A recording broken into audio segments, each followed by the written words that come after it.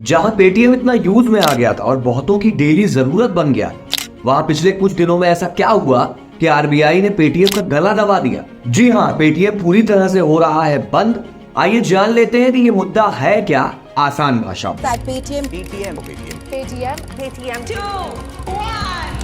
साल 2021 में पेटीएम ने अपना आईपीओ लॉन्च किया। इसका मतलब कंपनी का स्टॉक मार्केट में प्रवेश हुआ और प्रवेश करते ही 18,300 करोड़ रुपए की शेयर बाइंग के साथ इस कंपनी ने रिकॉर्ड ब्रेक कर दिया। पेटीएम का शेयर 2000 क्रॉस कर रहा था, फिर भी लोग इसको दबा के खरीद रहे थे और लोगों को लगने लगा कि ये फिनटेक का फ्यूचर है। भाई, जिसको नहीं पता कि फिनटेक क्या है उसको मैं बता दूं कि फिनटेक पेटीएम की मदर कंपनी है, जैसे रिलायंस है जियो की। आज वही शेयर का प्राइस 400 रुपए पे आ गया है।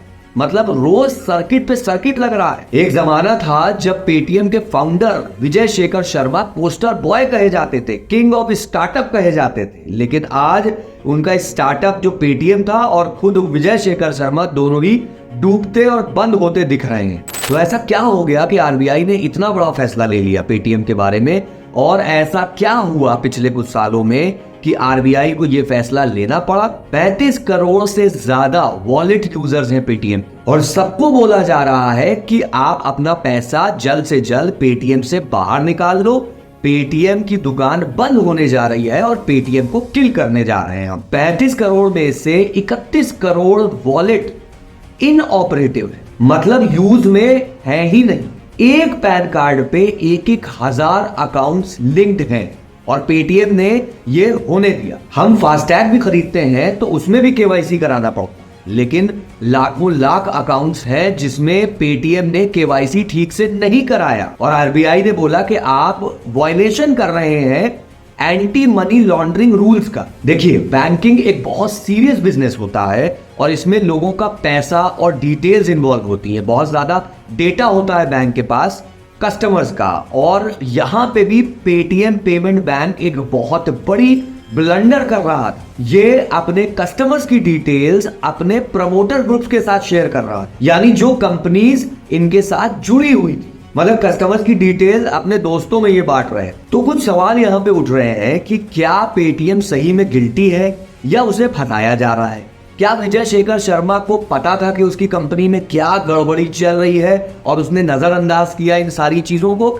या उसने जान करके इन गड़बड़ियों को अंजाम दिया और बोर्ड ऑफ मेंबर्स क्या साथ में बैठ के मटर छिलवा रहे थे। और सबसे बड़ा सवाल, क्या पेटीएम को कोई खरीद लेगा औने पौने प्राइस में, जैसे अंबानी या अडानी जैसे लोग। तो आपको जान के बहुत हैरानी होगी कि पेटीएम लॉन्च के 1 साल के अंदर अंदर आरबीआई ने कुछ चीजें नोटिस करना शुरू कर दी, जैसे data breaches, violations, lack of transparency, risk of fraud. ये सारी चीजें आरबीआई ने नोटिस करना शुरू कर दिया। जून 2018 में पहली बार आरबीआई ने पेटीएम पेमेंट बैंक को टोका कि आप केवाईसी ठीक से नहीं कर रहे हो, आप फ्रॉड के चांसेस को प्रमोट क्यों कर रहे हो भाई। इसलिए अब आप कोई भी नया अकाउंट नहीं खोलोगे, पहले अपनी चीजें सही करोगे, फिर आप इसको कंटिन्यू कर सकते हो। तो पेटीएम पेमेंट बैंक ने एक और चांस मांगा और उनसे बोला कि भाई हम सब कुछ ठीक कर देंगे, आप प्लीज हमारे ये सारे बैन हटा दीजिए। तो आरबीआई ने अपने बैन हटा लिए और फिर से कंपनी वापस से शुरू हो गई। फिर दिसंबर 2021 में आरबीआई ने यह पाया कि पेटीएम पेमेंट बैंक ने उसी को गलत इंफॉर्मेशन सबमिट कर दी, जिसपे आरबीआई ने नाराज होके 1 करोड़ रुपए का फाइन मार दिया इनके ऊपर। अब इसके बाद कोई भी कंपनी होती तो वो अपनी सारी चीजों को सुधार लेती कि भाई अब तो 1 करोड़ रुपए का फाइन भी देना पड़ गया, अब औकात में आ जाओ। लेकिन अपना विजय शेखर शर्मा बहुत हैवी ड्राइवर था। फिर मार्च 2022 में आरबीआई ये देखती है कि लैप्सेज एक टेक्नोलॉजी है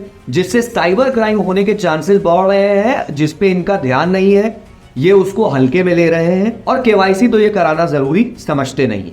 अपनी सारी इंफॉर्मेशन, अपना सारा डाटा ये अपने दोस्त कंपनीज को बांट रहे हैं, जबकि आरबीआई ने साफ साफ ये बोला था कि कस्टमर के डाटा को बाहर न निकाला करो अपने बैंक से। वापस से इनको नए अकाउंट बनाने पर बैन लगा दिया गया और एक ऑडिट भी कराया गया इनके पूरे सिस्टम का। फिर ये सब होने के बाद जब आरबीआई इनकी ऑडिट रिपोर्ट पढ़ती है तो उसने पाया कि इनको बार बार वार्न करने के बाद भी, 1 करोड़ का फाइन लगाने के बाद भी, बार बार टोकने के बाद भी ये अपनी मैल प्रैक्टिसेस नहीं रोक रहे हैं, ये उसको होने दे रहे हैं और ये इग्नोर किए चले जा रहे हैं। तो अक्टूबर 2023 में इनके ऊपर 5.39 करोड़ रुपीस का फाइन मारा गया। केवाईसी का एक प्रोसेस होता है जिसमें कस्टमर का वीडियो बनाया जाता है उसकी आईडी के साथ, वो ये करा नहीं रहे थे, जिसकी वजह से इनके सिस्टम को यूज करके खूब साइबर क्राइम हो रहा था और करोड़ों रुपए का इधर से उधर हो रहा था, जिसके बारे में आरबीआई को कोई इंफॉर्मेशन नहीं थी। तो आरबीआई ने ये बोला कि हम ये नहीं कह रहे हैं कि इनका मालिक गड़बड़ आदमी है या वो ये सारी इनलीगल एक्टिविटीज करा रहा है या कंपनी में कोई इन्वॉल्व है,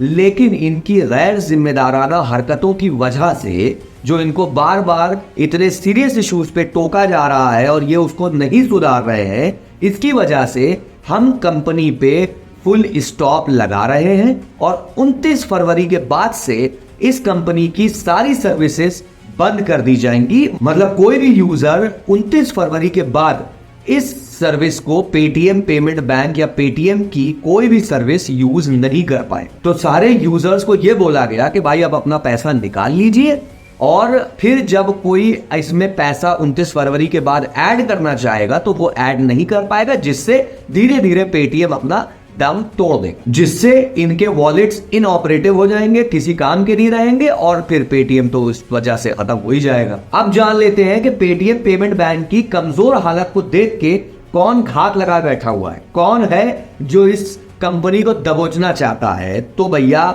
अचानक से मंडे के दिन जियो फाइनेंशियल सर्विसेज स्पाइक मारता है 10%। अब वो इत्तेफाक था या क्या था पता नहीं। तो मार्केट में ये अफवाह फैली हुई है कि एचडीएफसी बैंक और Jio financial services Paytm wallet business को खरीद लेगा। वैसे सारी बातों की एक बार, विजय शेखर शर्मा बहुत ही घमंडी आदमी है, मैंने डिस्क्रिप्शन में एक लिंक दे रखा है, उसमें जाके देखो वो एंकर से किस तरह से बात कर रहा है, कितनी बदतमीजी कर रहा है। उसका एटीट्यूड तभी समझ में आ गया था कि इनका क्या होने वाला। और भैया ये हिंदुस्तान है, यहाँ पे कबूतर भी जब उड़ता है तो एक पर से अपनी इज्जत बचाता है और एक पर से उड़ता है।